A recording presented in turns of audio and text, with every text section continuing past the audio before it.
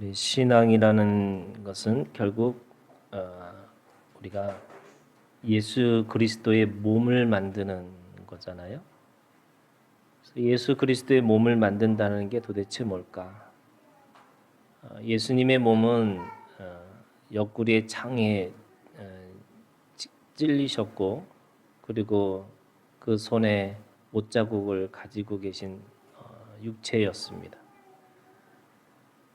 그래서 사람들이 때리면 그 상처가 남고, 또 찌르면 그 상처가 있고, 그리고 못을 박으면 그 상처가 있지만, 그 상처 때문에 죽으시지 않고 부활하신 거죠. 그러니까 우리의 믿음이라는 것은 깨지고 부서지고 파괴된다 할지라도 그 속에서 그냥 그 여전히 남아있는 것이 아니라 다시 살아나는 역사가 우리 가운데 있다고 믿습니다. 그런 의미에서 그런 거예요. 우리 몸은 죄송하지만 이 무협지로 얘기하면 금강불개. 아무리 찌르고 파괴하고 이게 부수려고 해도 그렇게 되지 않는 그런 역사를 이야기하는 거죠. 또 내부적으로는요. 아무리 이 분열되고 아무리 생각이 달라서 서로 내부에서 싸워도 결코 없어지지 않는 것이 하나님의 나라고 교회입니다. 교회는 역사적으로 아무리 핍박을 받고 스스로 분열된다 할지라도 오히려 그것이 선교의 역사가 됐어요.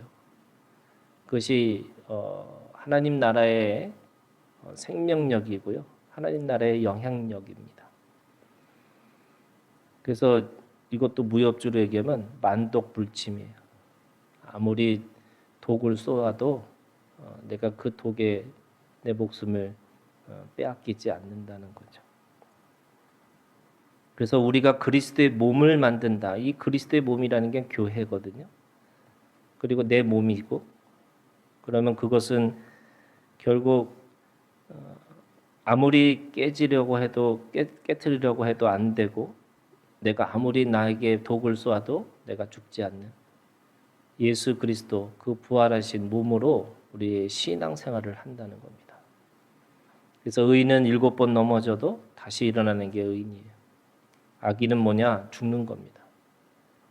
그 자리에서 좌절하고 절망하고 그래서 모든 것을 놓아버리는 게 죄인입니다.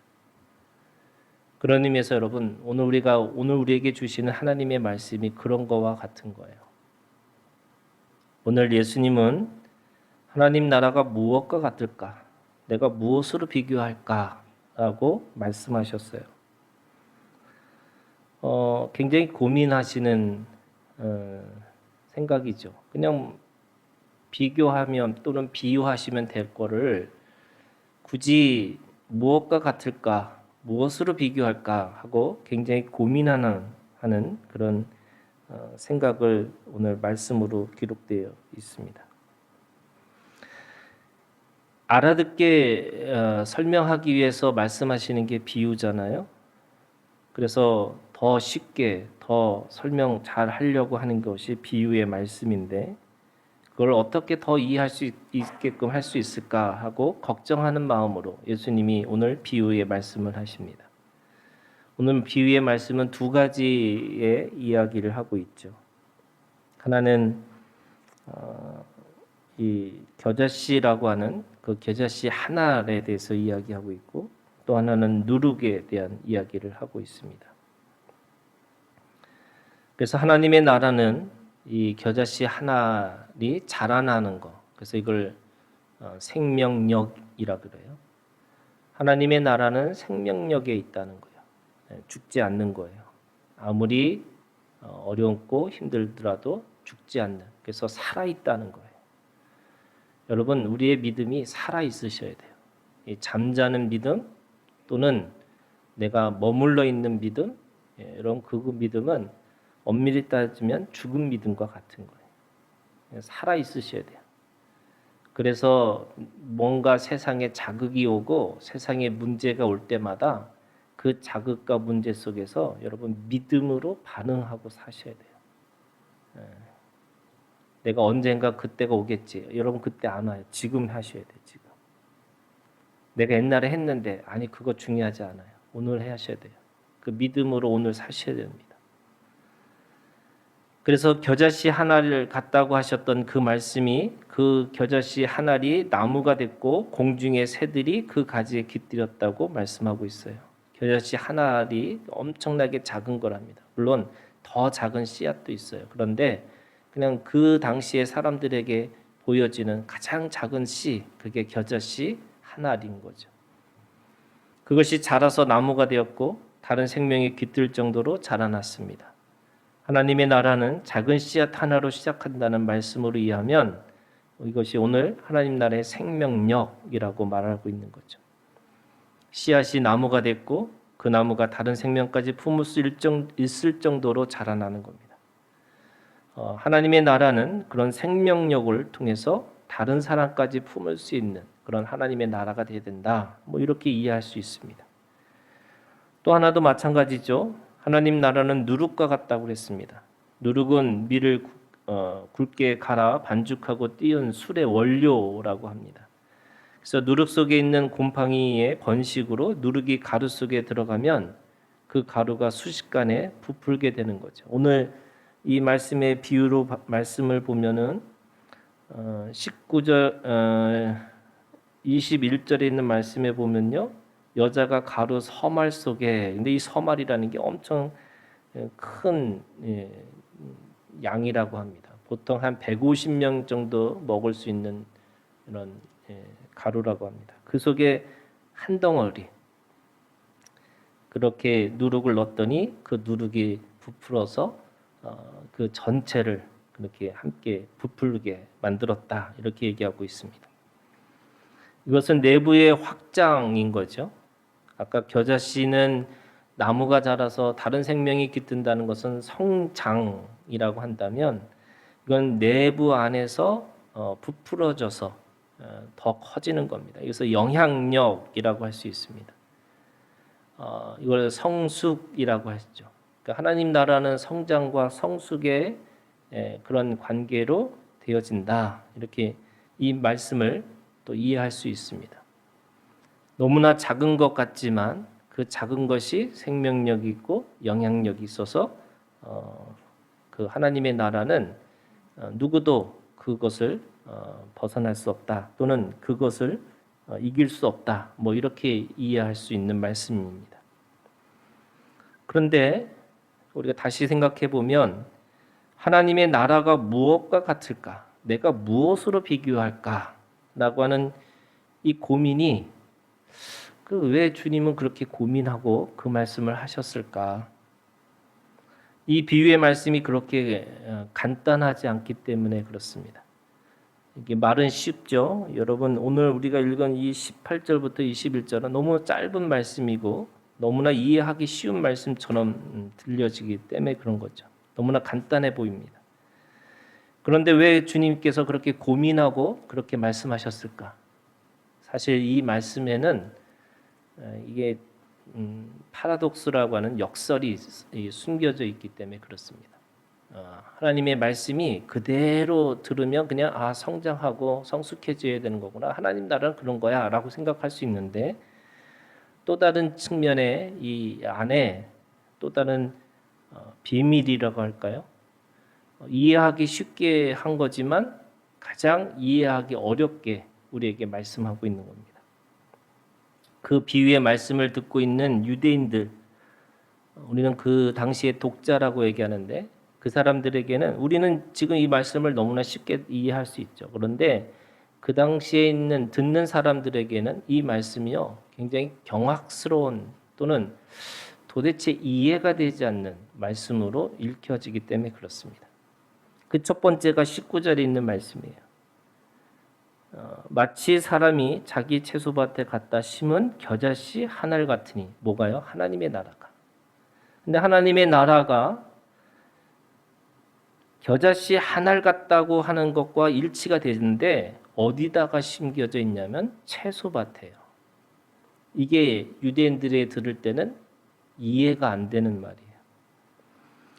이 채소밭이라고 하는 거는 이 단어 자체가 유대인들의 정원을 말하고 있습니다. 이 이야기를 들은 유대인들에게는 이 지금 채소밭에 겨자씨를 하나를 심어 라고 하는 말 자체가 이해가 되지 않는 말입니다. 일반적으로 먹는 채소와 지금 이 겨자씨라는 이 향신료로 사용하는 겨자풀은 절대로 한 곳에 심지 않기 때문에 그렇습니다. 이 생명력이 강한 이 겨자풀은요, 일반적인 채소들과 함께 심으면 다른 어떤 식물도 자라나지 못하기 때문에 그렇습니다. 오히려 유대인들의 문화 속에서는요, 겨자풀이 들어오는 것을 막기 위해서 이 채소밭에 이 겨자씨 풀이 들어오기 위해서 계속 노력한답니다. 그러니까 못 들어오게 하는 거죠. 채소밭에 들어와서 생명력이 너무나 강하기 때문에 다른 것이 자랄 수가 없습니다. 그런데 오늘 주님이 가지고 있는 이 비유의 말씀에 보면 굳이 그것을 정원에 심을 필요가 없는 것을 정원에다가 심겠다고 말씀하고 있는 거예요.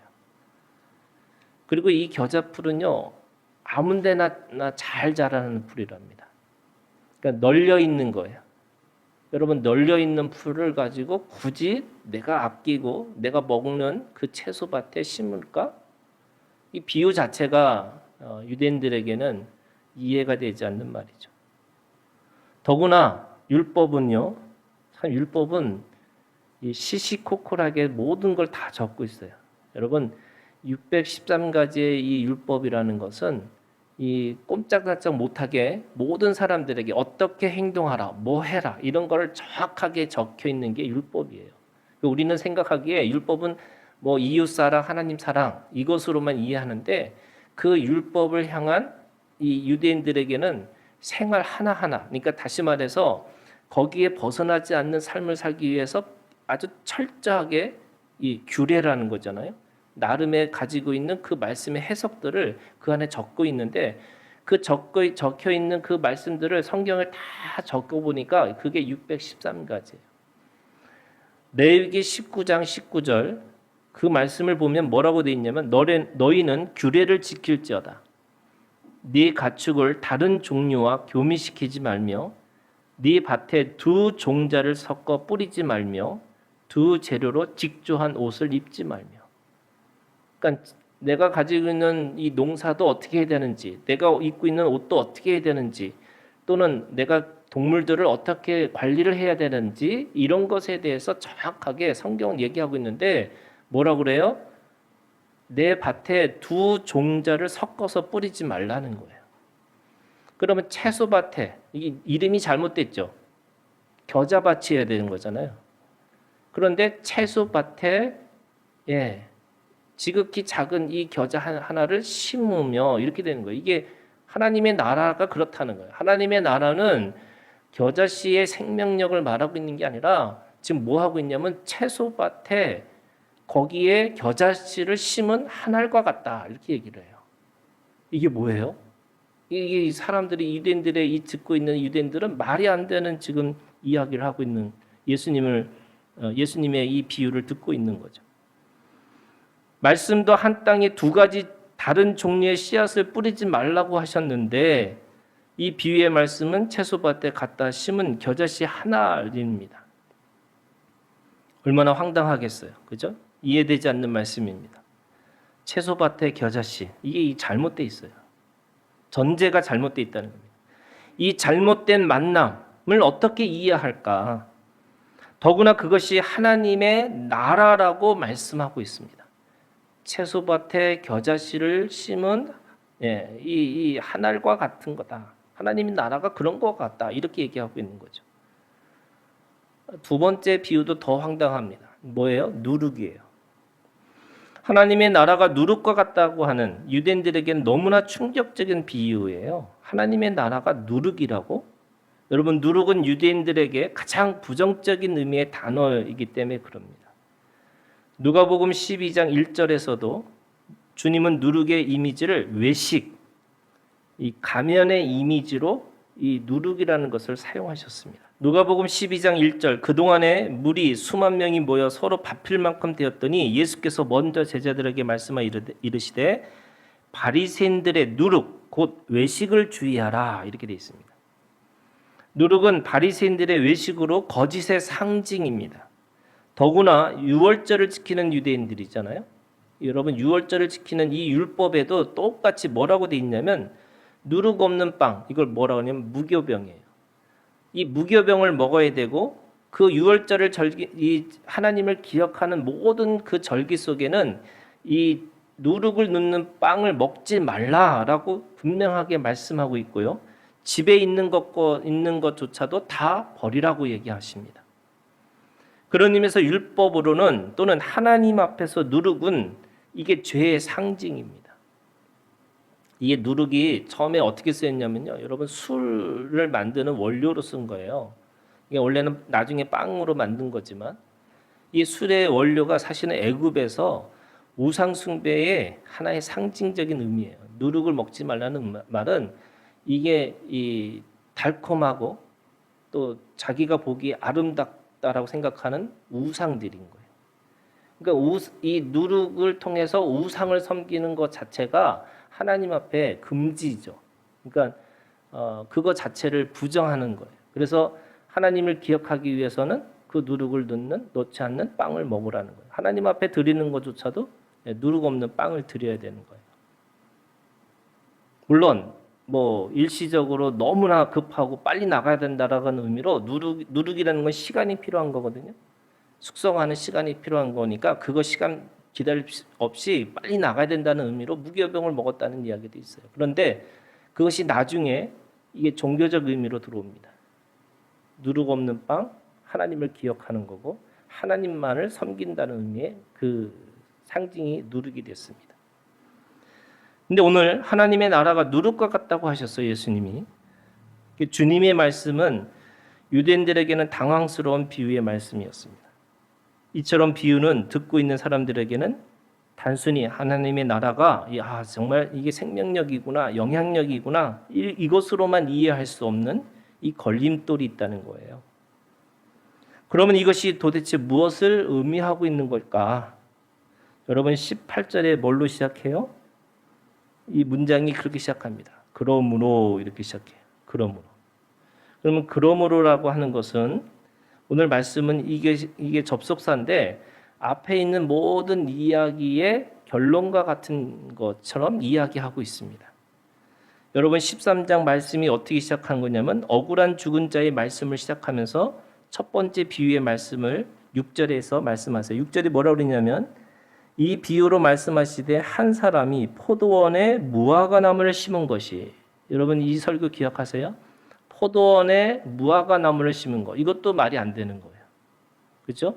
무화과나무라는 게 널려 있는 나무인데 이것도 왜 굳이 그 포도원에다가 심을까? 하나님은 하찮고 정말 모든 사람들이 다 그냥 너무나 쉽게 생각하는 그 생명조차도 열매 맺기를 원하셔서 기다리신다는 뜻의 의미로 이 비유의 말씀을 하셨어요. 그리고 나서 오늘 10절에 있는 말씀에 보면 10절부터 우리가 지난주에 설교 17절에 이 18해 동안 귀신 들려 앓으며 꼬부라져 조금도 펴지 못한 한 여자의 치유의 사건이 나와요. 그러니까 이 치유의 사건을 통해서 지금 예수님이 그 치유가 단순하게 한 여인만 치유하신 것이 아니라 다시 말해서 모든 율법주의자들, 문자에 매여 있는 사람들을 향해서 주님께서 말씀하신 거예요. 뭐냐면 율법에 매여 있는 게 아니라는 거죠. 율법을 정신으로 율법의 본질을 보고 살아야 된다. 이거 말씀하셨어요. 그러면서 그러므로 이렇게 얘기해요. 그러면 율법의 의미가 도대체 뭘까? 그 율법에 대한 의미를 이해하지 않으면 도대체 하나님의 나라를 이해할 수 없다는 이 말씀을 이야기하고 있는 거예요. 그러니까 이 비유는요, 율법에 관한 비유라는 거예요. 자, 그러면 생각해 보세요. 여러분, 누가 율법을 어긴 사람일까요? 회당장은 예수님한테 얘기하는 거예요. 물론 무리한테 분노했지만 예수님한테 분노하고 있는 거죠. 뭐라 그래요? 안식일 날 어떻게 일을 할 수 있느냐? 어떻게 생명을 치유하는 그 치유의 역사를 하느냐라고 얘기하는 거고, 예수님은 그 율법을 생명이 더 중요하다. 그래서 그 안식일을 지키는 것도 중요하지만 더 중요한 거 뭐냐? 생명을 살리는 것이 더 중요한 거다. 이렇게 얘기하시는 거예요. 자, 그러면 여러분 누가 율법을 어긴 사람이에요? 이게 이제 헷갈리는 거잖아요. 보이는 걸로는 사실은 예수님이 어기셨어요. 그런데 그 율법의 본질로 가면, 그 율법의 정신으로 가면 생명을 살리는 게 안식일의 의미이기 때문에 그 주님이 그 율법을 제대로 지키신 거죠. 그런데 그들은 율법의 문자, 율법의 글씨만 보고 이거 절대로 일하지 마. 우리 일하면 안 돼. 이렇게 얘기한 겁니다. 그러면 여러분 보세요. 예수님의 입장에서 보면 회당장이 율법을 어긴 거고, 회당장의 입장에서는 예수님이 율법을 어긴 거잖아요. 그러니까 서로가 율법을 어긴 사람들이 되는 거예요. 근데 누가 더 많아요? 죄송합니다. 쪽수가 더 누가 많아요?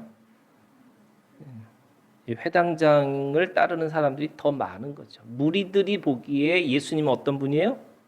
율법을 어긴 사람들이에요. 말씀을 안 지키는 사람이에요. 어떻게? 하나님의 아들이라고 하면서 쓰여진 말씀인데 그걸 어떻게 그 문자적으로 이해해야 되는데 어떻게 그 말씀을 어길 수 있을까? 예수님은 그 당시의 사람들에게는 안식일을 심각하게 지키지 않는 분, 그래서 쓰여진 율법의 파괴자 또는 율법을 자기 멋대로 적용하시는 분으로 이해될 수밖에 없었습니다. 여러분, 주님의 별명이 뭔지 아세요? 먹기를 탐하고 포도주를 즐기는 자, 또 세리와 죄인의 친구예요. 그들의 눈에는 주님이 이 안식일의 경건함을 지키지 않는 사람이면서 동시에 죄인들과 함께는 죄인이었어요. 그러니까 예수님을 보고 있는 모든 사람들이 저 사람은 먹기를 탐하고 포도주를 즐기는 자. 이게 뭐냐면 파티 광이에요. 이게 맨날 노는 사람이에요. 율법을 지키기 위해서 경건하고 뭔가 내가 그 말씀을 따라가야지 이런 사람이 아니라는 거예요. 더구나 이 세리와 죄인의 친구. 여러분, 친구의 친구는 똑같은 거예요. 그러면 그는 세리와 같은 사람이고 죄인과 같은 사람으로 죄인인 거예요. 그 당시에 사람들에게 그 선입견이라는 건 뭐냐면 예수님은 죄인인 거예요. 그러면 여러분, 하나님의 나라는 잘못된 곳에 심겨진 생명력이 넘치는 겨자씨 하나이고 거짓과 죄라고 인식되었지만 영향력이 뛰어난 한 덩어리 누룩과 같다 그러는데, 그러면 이게 뭘까요?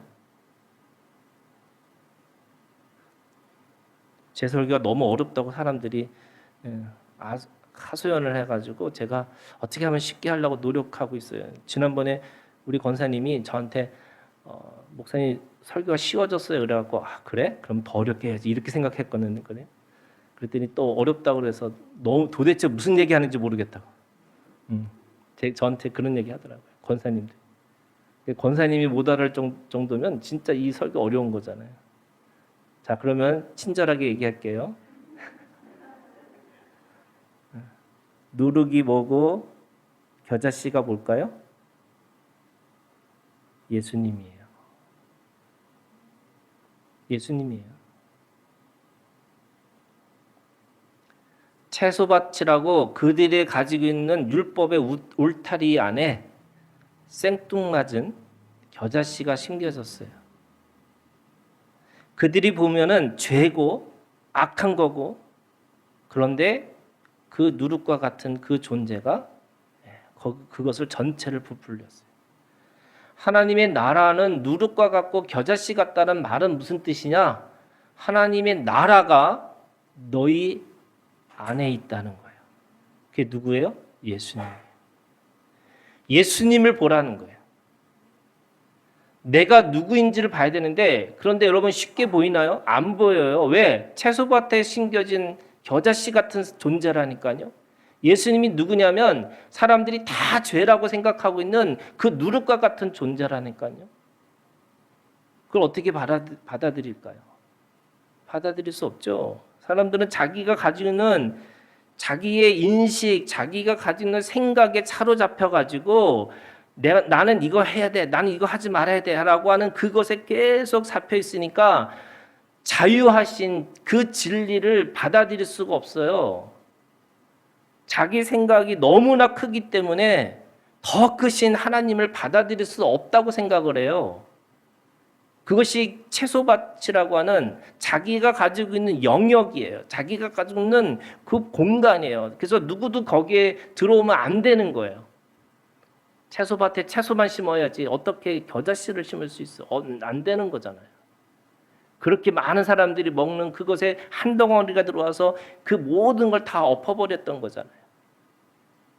하나님의 나라는 그렇게 해야 된다는 거잖아요. 하나님의 나라는 내가 이해되지 않고 설명되지 않는 그 문제 속에서 그 걸림돌을 넘어가지 않으면 우리는 진리이신 예수님을 받아들이고 살지 못하는 거예요. 여러분, 하나님의 나라는 문자적인 율법주의자들에게는 이해되지 않고 설명되지 않는 세계입니다. 그들만 보이는 것이 다라고 생각하기 때문에.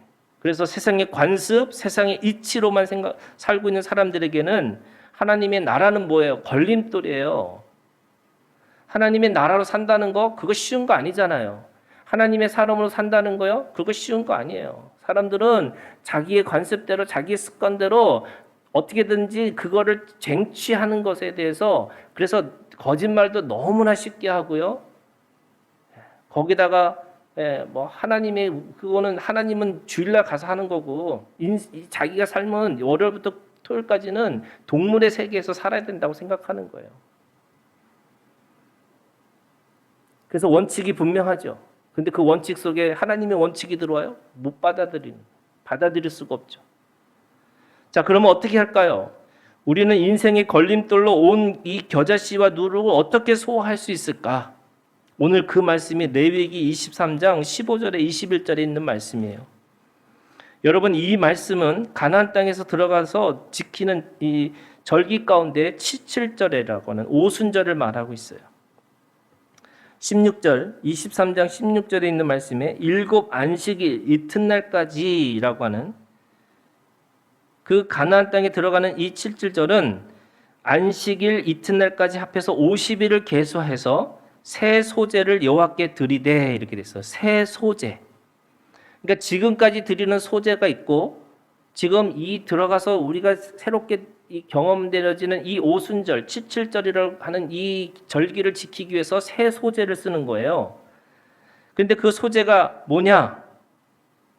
그 소제가 17절에 이렇게 돼 있어요. 너희의 처소에서 10분의 2 에바로 만든 떡 2개를 가져다가 흔들지니 이는 고운 가루에 뭐를 넣어요?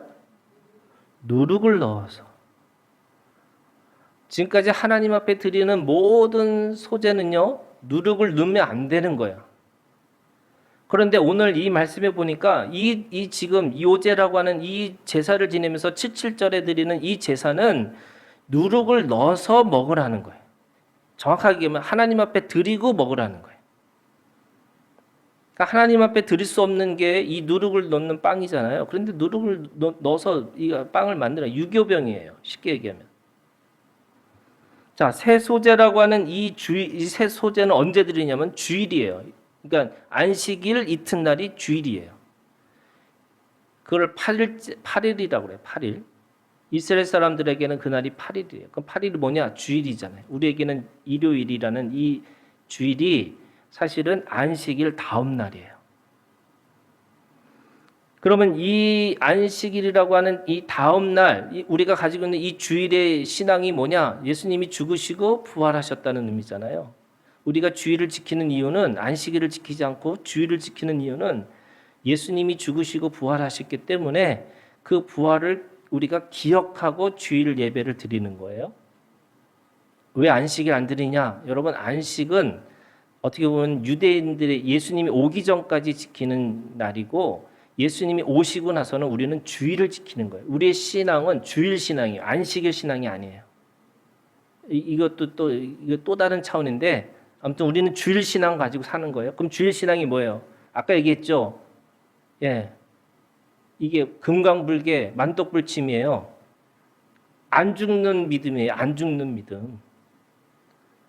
절망하고 쓰러지고 뭐 무슨 일이 있다 할지라도 다시 일어나는 부활의 신앙이에요. 이게 주일 신앙이에요, 여러분. 그러면 주일 신앙이라고 하는 이것이 뭐냐? 우리는 영원히 하나님과 함께 살아가는 어떤 순간, 어떤 상황 속에서도 죽지 않는 믿음을 갖고 있다는 거예요. 이게 안식일 이튿날 주일에 가지고 있는 믿음이에요. 그러면 여러분 누룩을 먹어요? 죽어야죠. 왜? 죄를 먹었으니까.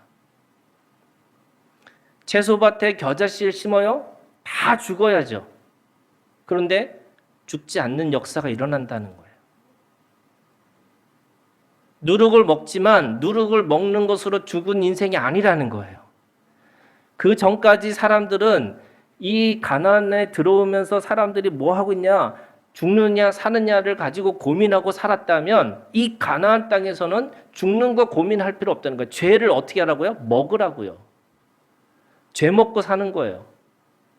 그게 예수 그리스도를 믿는 사람들의 믿음이에요.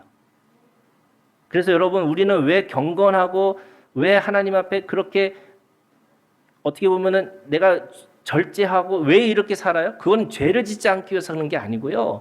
내게 맡겨진 생명을 위해서 살기 때문에 그렇게 하는 거예요. 다 먹을 수 있어요. 그런데 다 먹지 않겠다는 거예요. 왜요? 나에게 맡겨진 생명이 있기 때문에. 나에게 사명이 있기 때문에. 그런데 사람들은 안 먹은 거를 의인이라고 생각하고 내가 그것을 안 먹는 것에 대해서 거룩하다고 생각하는 거예요. 그게 이 주일 신앙이 없기 때문에 그런 거예요. 다 안식일 신앙을 갖고 있어요. 자, 두 번째는요. 이 세 소재를 가지고 어떻게 하냐면 누룩을 넣었어요. 근데 이 누룩을 넣는다는 것이 결국 어떤 거냐? 이 오순절 신앙과 같은 거예요. 오순절. 그 오순절이 뭐예요? 오순절은 주님이 죽으시고 부활하셨는데 죽으시고 부활하신 날이 있어요. 그런데 그 죽으시고 부활하시고 50일 뒤에 성령이 강림하셨는데 어디로 강림하셨어요? 육신 가운데 거하신 거예요. 육신. 그럼 육신이 어떤 것이에요, 여러분? 육신은 죄를 지을 수밖에 없는 몸이고 죄 가운데 있는 상황 속에 있는 것과 같은 존재인데 가장 거룩하고 가장 온전하신 성령이 내 몸 가운데 오셨다는 거예요. 그것이 성령의 세례이고 성령의 충만함이에요. 그러면 죄로 물든 몸에 거룩한 성령이 오셔서 하나님의 나라를 세워나가기를 원하신다는 거예요. 이게 뭐예요? 채소밭의 겨자씨. 내가 가지고 있는 이 누룩에 있는 이 빵을 먹음으로 인해서 내가 그 속에서 죽지 않는 거예요. 내가 썩고 쇠하고 없어지는 몸인데 이 속에 영원히 거하시는 하나님이 내 안에 거하셔서 일하시겠다는 거예요. 자, 그러면 이게 어떤 신앙이냐? 여러분, 예수 그리스도가 오늘 우리 가운데 오셔서 향기로운 냄새의 번제의 헌물로 드려지신 분이고 그 죄로 인한 희생물이 되신 분이고 하나님과 우리를 화목하게 하시는 화해의 헌물이 되신 분이고 그래서 예수 그리스도는 세상의 모든 사람들에게 걸림돌이에요. 그래서 나에게도 걸림돌이에요. 그런데 그 주님을 먹지 않으면 우리는 하나님의 나라를 살 수 없다는 거예요. 예수 그리스도를 내가 소화시키지 못하면 여러분 우리는 신앙생활을 할 수가 없어요. 여러분 예수님이 어떤 분이에요? 이 표현이 좀 그렇죠. 오늘 내 표현이 좀 이렇게 세지? 죄송합니다. 망하신 분이에요. 실패하신 분이에요. 인생의 눈으로 보면 그는 아무것도 어떻게 보면 이루신 게 없는 분처럼 보이는 거예요. 왜? 그분은 결혼도 하지 않으셨어요. 너무 일찍 돌아가셨고 그분은 어떤 화목한 뭔가를 그래서 유산을 남기신 것도 없고요. 그분은 어떤 것에 대해서 뭔가 큰 자리, 높은 자리에 대단한 자리에 올라가서 사신 분도 아니었어요. 그냥 갈릴리에서 태어나서 갈릴리에서 있다가 그 삶을 3년 동안 하시면서 그래서 아무것도 이루지 못하고 십자가에서 죽으신 거예요. 세상의 눈으로 보면 그분은 망하신 분이에요. 그런데 여러분, 그런데 그분은 우리의 주님이고 우리 하나님이시잖아요. 정말로 하나님을, 예수님을 나의 하나님이라고 믿으세요? 우리는 하나님 믿는다고 하면서 계속 뭐 하고 있냐면 누룩 먹고 싶지 않고요. 채소밭에 겨자씨 심기를 원하지 않아요. 망가지잖아요. 그거 들어가면 죄잖아요. 죄라는 게 뭐예요? 그 세상 사람들이 가지고 있는 기준이에요. 그래서 세상의 기준에 따라서 거기에 맞춰서 살아야 된다고 끊임없이 뭘 하고 있어요. 여러분, 성공하지 말라는 얘기가 아니에요. 내가 부자로 살지 말라는 게 아니에요. 여러분, 부자로 살 수 있고요. 어떤 사람에게 하나님이 그 부의 은사를 주신 것도 있어요. 근데 정말로 예수 그리스도를 먹고 있느냐는 거예요. 그분을 소화하고 있으세요?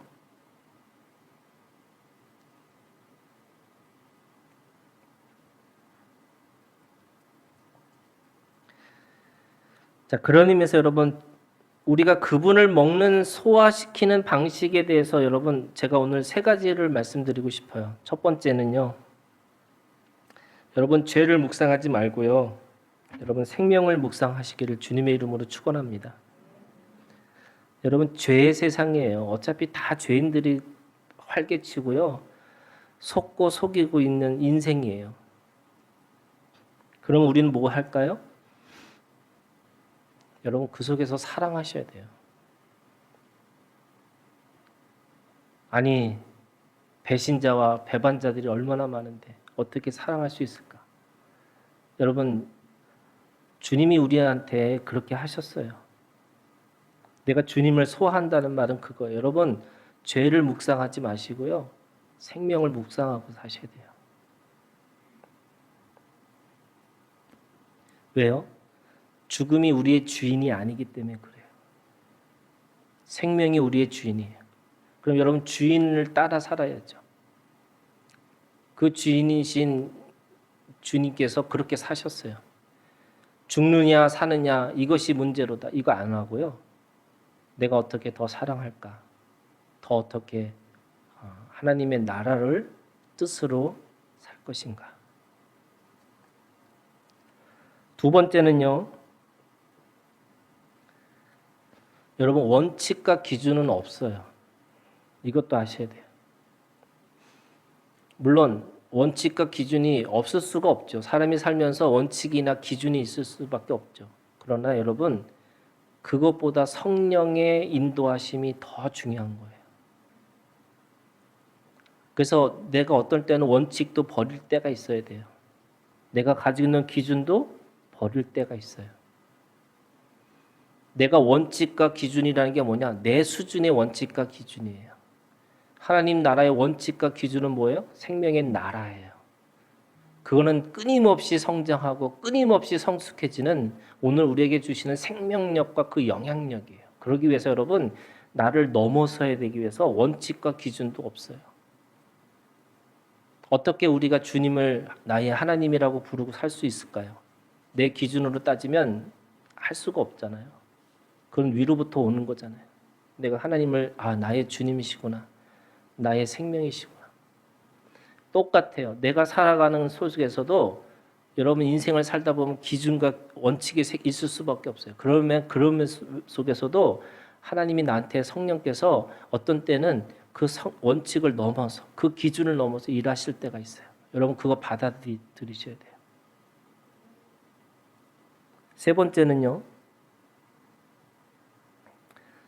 우리가 죽음을 넘어서 사는 거지만, 그래서 죽음을 묵상하는 게 아니지만 여러분, 죽을 준비하고 사셔야 돼요. 세 개의 십자가가 있었죠. 예수님이 앞에 세 개의 십자가, 예수님이 가운데 계셨고 오른쪽 왼쪽에 십자가가 있었어요. 그 세 개의 십자가는 모든 사람들이 걸어가야 될 길이에요. 왜? 다 죽잖아요. 다 십자가 있어요. 그런데 오른쪽에 있는 십자가, 그게 사람들이 오른쪽인지 왼쪽인지 어떻게 알아? 느낌이 그래요. 주님은 오른쪽을 좋아하셨어요. 그 오른쪽에 있는 십자가는 그 죽음 앞에서 뭐 했냐? 자기가 준비하지 못했다는 걸 깨닫고 예수님한테 자기의 죽음을 위탁해요. 그랬더니 주님께서 네 죽음을 내가 기억하겠다고. 저는 그 죽음이 천국 가는 길이라고 생각해요. 그런데 여러분, 그것도 실패의 십자가예요. 또 하나는 죽음의 자리조차 속에서도 준비하지 못해요. 누구를 비난하고 누구를 조롱해요. 여러분, 그거는 사망의 십자가예요. 그럼 우리가 걸어가야 될 십자가 뭐냐? 생명의 십자가죠. 영원한 십자가. 예수님의 길이에요. 그 예수님의 길은 어떤 길이었냐면 돌아가실 때 다 이루었도다. 죽음을 준비하신 인생이에요. 그래서 주님이 주신 말씀, 주님이 주신 사람, 주님이 주신 일, 그거 가지고 인생 사셨어요. 그게 3년의 사역이셨고 십자가의 사역이셨어요. 여러분, 오늘 우리에게도 다 이루었도다라고 하는 이 십자가의 이 준비가 있으셔야 돼요. 십자가에 올라가서 여러분들은 외치셔야 돼요. 다 이루었도다.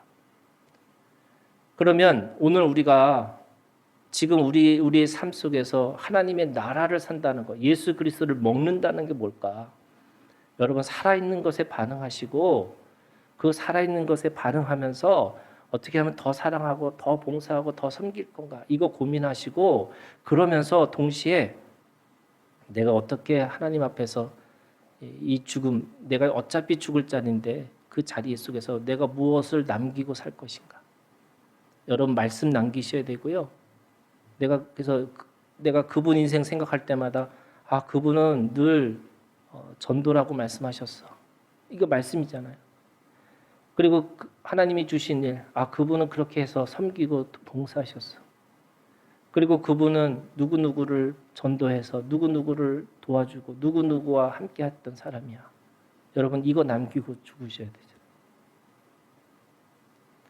오늘 우리에게 주신 하나님의 나라가 우리 가운데 임하시기를 주님의 이름으로 축원합니다. 기도하겠습니다.